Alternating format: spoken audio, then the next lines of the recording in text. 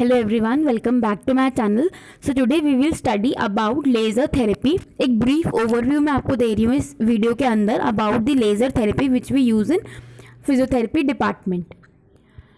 So if you want to take personal classes from me and along with that proper notes for that particular topic, so you can contact me through the mail ID mentioned here, that is physiotherapyclasses09@gmail.com. Now laser. So laser बच्चों एक abbreviation है. इसकी full form क्या है? Light amplification by stimulated emission of radiation. ठीक है, तो ये क्या होता है? लेज़र मतलब ये तो शॉर्ट फॉर्म है, बट ये एक्चुअल में होता क्या है? तो ये एक हाईली ऑर्गेनाइज्ड फॉर्म होता है अल्ट्रावायलेट, विजिबल और इंफ्रारेड लाइट का. तो फोटोन्स जो होते हैं जो लेज़र के थ्रू आते हैं, These are absorbed by the cell and produce direct changes in their function. तो देखो बच्चों, लेज़र थेरेपी से ना जब हम पेशेंट को लेज़र अप्लाई करते हैं तो कुछ फोटॉन्स रिलीज होते हैं जो कि हमारी बॉडी के अंदर कुछ सेल्स होते हैं वो उनको एब्जॉर्ब कर लेते हैं, जिसकी वजह से हमें थेराप्यूटिक चेंजेस दिखने को मिलते हैं जो कि पेशेंट को हीलिंग में हेल्प करते हैं. इनडायरेक्ट इफेक्ट भी होते हैं इस रिएक्शन के. ठीक है, तो प्रॉपर्टीज क्या होती हैं लेजर की? Monochromaticity, coherence and collimation. तो जो लेजर की बीम होती है it follows these 3 properties. Then type of laser. तो बच्चों जो लेजर है ना उसके डिफरेंट टाइप्स होते हैं. So these are the type mentioned here. ठीक है, कि लेजर किन किन टाइप्स की होती है. अब जैसे आर्गन लेजर होती है एक, उसकी वेवलेंथ जो है दैट इज 488 नैनोमीटर और उसका बैंड क्या होता है? Blue. Next is the gallium arsenide laser. इसकी वेवलेंथ होती है 904, बैंड इसका होता है infrared. Next is the gallium aluminium arsenide. इसकी वेवलेंथ कितनी होती है? 830 nanometre and light band is infrared. Same इसी तरीके से हीलियम नियॉन लेजर भी होती है जिसकी जो वेवलेंथ है that is 632.8 nanometre and it is comes in the red light band.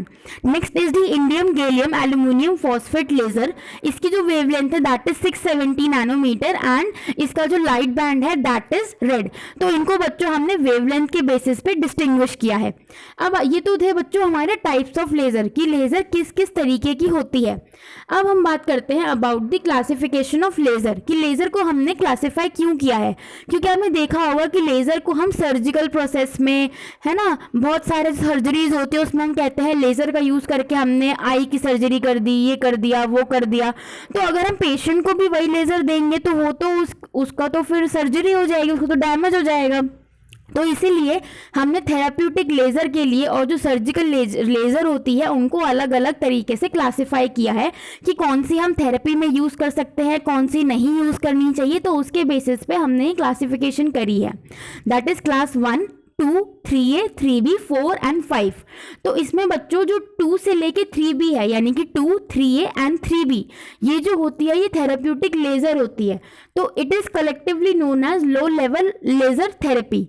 तो इन तीनों को हम यूज़ करते हैं फॉर आर थेराप्यूटिक पर्पस. तो यहाँ पे आपको क्लियरली मेंशन है कि इनकी पावर कितनी होती है, इनके इफेक्ट क्या होते हैं और इनका यूसेज क्या होता है. So these are the classification of laser therapy. Then is the indication कि लेज़र हम यूज़ कहाँ कहाँ करेंगे. Wound healing, fracture healing, then pain में, मायोफेशियल पेन या फिर फाइब्रोमाइल्जिया में, ट्रिगर पॉइंट्स में, इन्फ्लेमेटरी कंडीशंस में, OA, RA, अर्थराइटिस, CTS में. Excellent for the use of laser therapy, give excellent result in CTS. Next is the contraindication. आपको कहाँ नहीं देनी है ये चीज़? तो आइस के ऊपर नहीं देनी, थायराइड ग्लैंड पे नहीं देनी, over the areas of haemorrhage, deep vein thrombosis, cancerous area पे नहीं देनी, एब्डोमेन पे नहीं देनी during pregnancy and not over the testicles. अब प्रिकॉशंस क्या करने हैं आपको कि अगर कोई पेशेंट को कैंसर है, ठीक है, और उसकी रेडिएशन थेरेपी हुई है तो आपको उसको 6 मंथ्स के विदिन तक लेज़र नहीं देनी. ठीक है, laser should not be applied over unfused epiphyseal plates और be administered to smaller children, क्योंकि वहाँ पे जो उनकी एपिफिजियल प्लेट है वो फ्यूज नहीं होती है. द पेशेंट में experience dizziness during the treatment.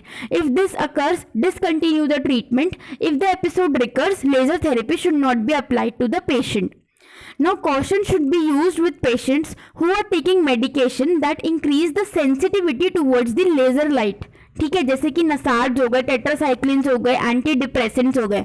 So some tattoo ink जो होती हैं, जो पेशेंट टैटू, जैसे मान लो किसी पेशेंट को टैटू है तो वहाँ पे भी कभी कभार क्या होता है कि जो लेज़र थेरेपी है वो बहुत ज़्यादा एब्जॉर्ब हो जाती है, जिसकी वजह से डैमेज का खतरा रहता है, तो वो भी आपको ध्यान रखना है। Then is the treatment duration, तो ये किस पे डिपेंड करेगा, upon the type of laser being used, pathology जो आप ट्रीट कर रहे हो, and the power of the output. Primary effects क्या रहेंगे इसके बच्चों, alter nerve conduction velocity, vasodilatation of microvessels, increased ATP production, increased collagen production and increased macrophage activity. तो ये जो इफेक्ट्स हैं इनका यूज क्या होगा कि ये इन्फ्लेमेशन और टिश्यू रिपेयर में हेल्प करेगा, which will in turn lead to good wound healing, जिसकी वजह से in turn there will be pain reduction.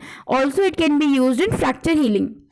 अब इसकी थोड़ी डोजिमेट्री की बात करते हैं बच्चों, तो यहाँ पे एक टर्म आता है power density. So it is expressed in milliwatts per square centimeter and it is based on the laser output and the surface area of the emitted energy. तो इसको आप कैलकुलेट कैसे करते हो, watt upon the target area, यानी कि milliwatt per centimeter square. Next comes the another term that is energy density. So energy density का क्या फॉर्मूला है, watt into time upon the target area, area का जितना भी सेंटीमीटर में metre में आपको आता है। Then is the treatment duration, तो जो ट्रीटमेंट ड्यूरेशन है बच्चों उसका क्या फॉर्मूला होगा कि average power into target area, so this will comprise the treatment duration. अब बच्चों ये जो वीडियो मैंने बनाया है it will give you just a just कि लेज़र थेरेपी में क्या क्या मेन पॉइंट्स हमें पता होने चाहिए। ये इन डिटेल वीडियो नहीं है लेज़र थेरेपी के लिए, वो मेरे चैनल पे आपको दूसरे वीडियोस पे देखना पड़ेगा जिसमें मैंने पार्ट्स में वीडियो बनाए हैं for laser therapy. So it is for just your quick revision कि आपने लेज़र थेरेपी पढ़ा हुआ है पहले से और आपको क्विक मेन टर्म्स और पॉइंट्स पता होने थे जो कि आपको हेल्पफुल रहेंगे। आप पेपर में भी इन पॉइंट्स को ज़रूर लिख के आना, या फिर आपका कोई वाइवा हो या फिर किसी की चीज़ के लिए आप तैयारी कर रहे हो तो आपको ये पॉइंट्स तो एटलीस्ट पता होने ही चाहिए, और कोई पता हो या ना हो। तो दिस वीडियो में I have given you just a brief summary, a brief overview about the laser therapy which we use in rehabilitation physiotherapy to treat our patients. अब इसके बच्चों मैंने कुछ क्वेश्चंस बनाए हैं जो कि यूजुअली हमारे एग्जाम में आते हैं, तो लेजर थेरेपी से किस तरीके से आपको क्वेश्चंस आएंगे। हेयर आर द एग्जांपल, जैसे कि write a short note on laser therapy, explain about classification and different type of laser, discuss in brief about the dosimetry dosage of laser therapy, write brief about indications and contraindications of laser therapy and explain about the generation of laser. So these are the questions which are frequently asked laser therapy के ऊपर। तो आपको ये सारे questions का answer तो पता होना ही चाहिए क्योंकि इनमें से कोई क्वेश्चन आपके एग्जाम में आ सकता है। Also if you want to see the detailed video of laser therapy तो आप मेरे चैनल पे जाके देख सकते हो। Thank you so much.